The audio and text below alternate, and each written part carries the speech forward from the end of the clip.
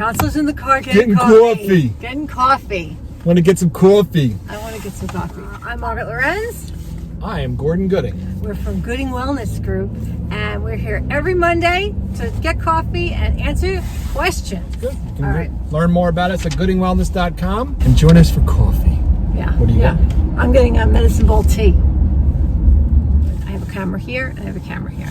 All right. So you're ignoring one of them. I feel that way. At all times. That's not nice. good. Nice. So someone asked, how do you find the right therapist or therapy approach for you?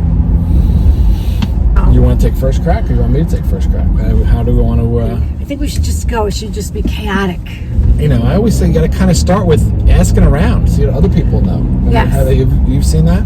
Yeah, I think it can be helpful to ask for recommendations from friends or from family. Then you could ask your primary care physician. They might have some names. That might just help you to feel like you have a connection to the person you're going to talk to before you walk in for the first session. But very similar to like any other type of service. Yeah. Right? If you need a good doctor, you're not just going to pick a doctor out of the phone book. You're going to kind of ask around, who's your pediatrician, that kind of thing, and find somebody. So like asking around is a good place to start. There's a lot of resources online for that.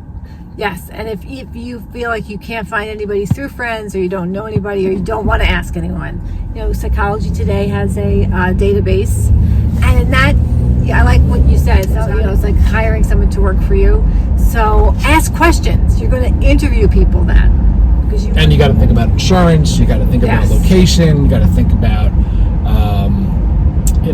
do you want teletherapy? Do you want in person, right? Or a combination of both? All those there's a lot of different things to consider in terms of scheduling in that. In the description box below, I can put down some questions that you can ask yourself, regarding what you're looking for in therapy to make it a little bit easier. You need to know what you're looking for.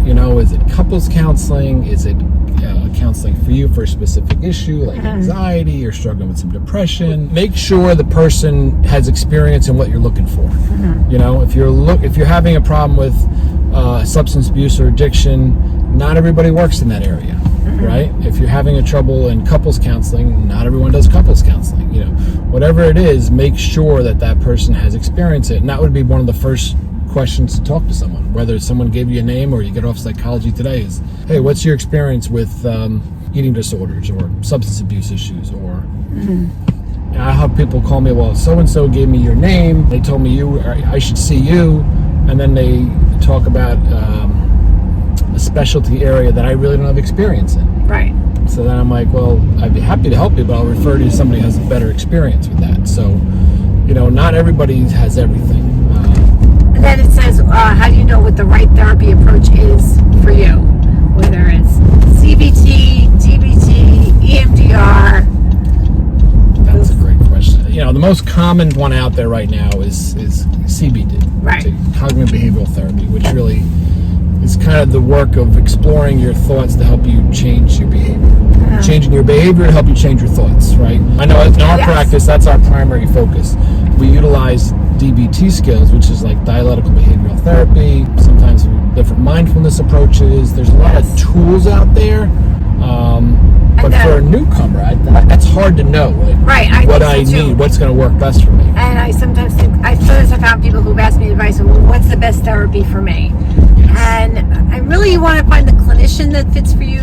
It starts with the therapist. Yeah, I think it really starts with the relationship. You got to feel good with the therapist and comfortable with the therapist, and then you find the tools that work for you with that therapist. Listen, if you're talking about very personal things, you want to be comfortable. So if I say, oh, this is the best therapist, you go see them, and it's not the right fit for you, that's perfectly normal. That's okay. Right. We don't get along with everybody, and therapy is kind of the same way. You're going to have a personality that you're going to mesh with. You might not want a lower energy person. You might want someone a little hype, more exciting.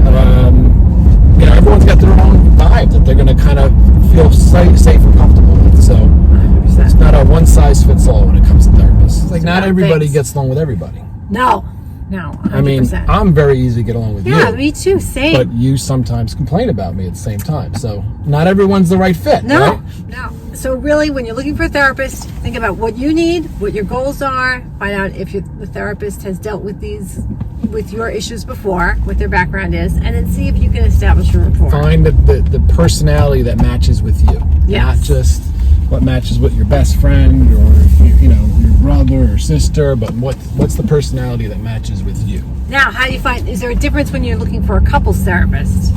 100%. Yeah. If you're looking for a couples counselor, make sure they have couples experience. There are people that primarily specialize in marriage and family therapy. In our practice, we have Lisa, we have Yes. Monica, who are great people who really work primarily with families and marriage counseling.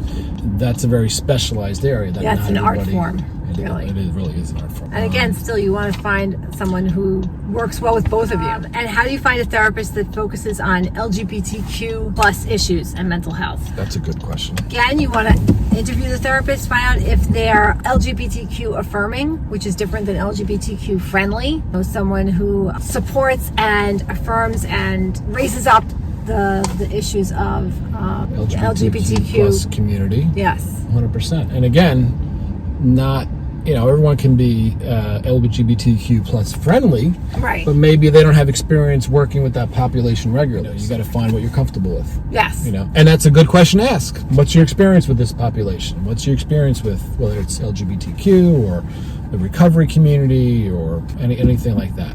That those are always good questions to ask. But we have a couple great. Can I do a self-plug? I can't do a self-plug. We're not going to do a self-plug, but I have a couple of great people that I'd like to do that. So I just said I wasn't going to do a self-plug, but then I message did us do for a the plug. Yeah, I just did the plug. So we'll have to edit that out and say, Or we'll forget. You want to be able to feel like you join with the therapist. So you want to make sure that you feel safe and open in whatever special needs that you might have. accepted.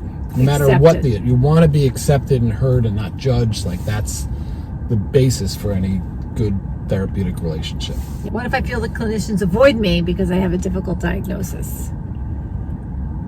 If I put my little therapist hat on, which I do sometimes, Yes. that idea of I'm too difficult for anyone, that's judgment. Yes. Right? Yeah. Mental health, we all, everyone has their own mental health struggles. So to put that my issue is worse or more difficult, that's not fair to you. That's judgment.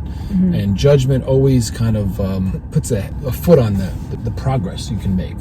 So that would be like the first step in treatment is like, let's look at this, let's not be so hard on ourselves. Be gentle with ourselves. Like, we all have issues and struggles. Doesn't mean I'm worse than everybody else. When people come to you for the first time, what are they struggling with? I've had people who are like, I don't know where to even start with this. How do I know you're the right person? Maybe I don't need to be here. Like there's all this self-doubt when you're first entering therapy, and it's like, it's such a great opportunity to have that conversation for a first-time person to therapy and for a therapist to start discussing what's in their mind, because that's a big step. If you've never been to therapy, and to call a therapist up. No, I remember the Huge. first time I went to therapy. First time I went to therapy, I remember still walking up. She had a long staircase up to the office, and walking up there and feeling so anxious, which is good to remember when you're a therapist. 100%. Yeah, I've gone to new therapists. I'm in this field, and I'm recently went to. I'm like, the first time it's nerve-wracking, and I know what I'm walking into. So like, it takes a lot of guts to do that, and I think.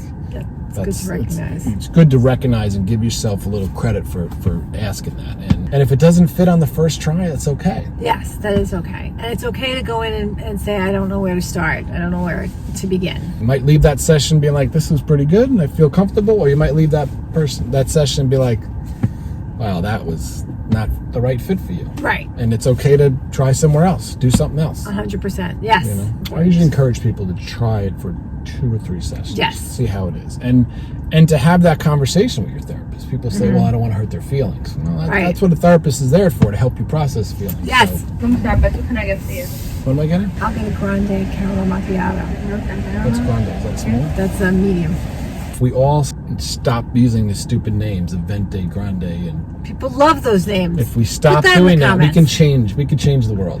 And I just wanted to add that if anything doesn't work in therapy, if you find yourself struggling and something's that was a not, horrible transition. well, I don't know. I'm not a comedian. I'm not a comedian. Focus. At any time in therapy, if something's not working for you, or if something's been said that makes you uncomfortable, don't hesitate to tell a therapist. It's important. You're not hurting their feelings. Any type of feedback is good feedback. It's supposed to be an open space, and good therapists will welcome that. Yeah. Right? They're not going to be offended by it, not going to be hurt by it.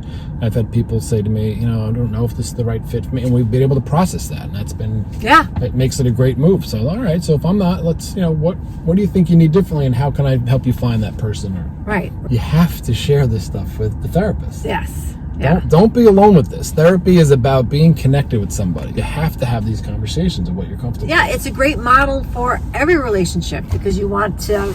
It's a great model. Hold on. It's a great model for any relationship. You want to be able to be heard and express yourself and not worry as much about hurting someone's feelings or saying the wrong thing. It's a place that you can practice that. So talk about it. Bring it up. Yes. Bring it up. Bring it up. So we're going to get some coffee. We're still online. We're still online. It's great. There was a guy here that used to say, have a grande. He was your favorite barista? He was my favorite barista. Have a grande. Have a grande. Well, now we have our coffee. Hit like and subscribe. Please let us know if you have any questions in the comments because, we're going to be here every Monday answering questions. And we do have a blog post on this subject that we could also put in the subject area. Check out a link to our blog post in the comments below and also questions that you can ask yourself as you get ready to enter into therapy.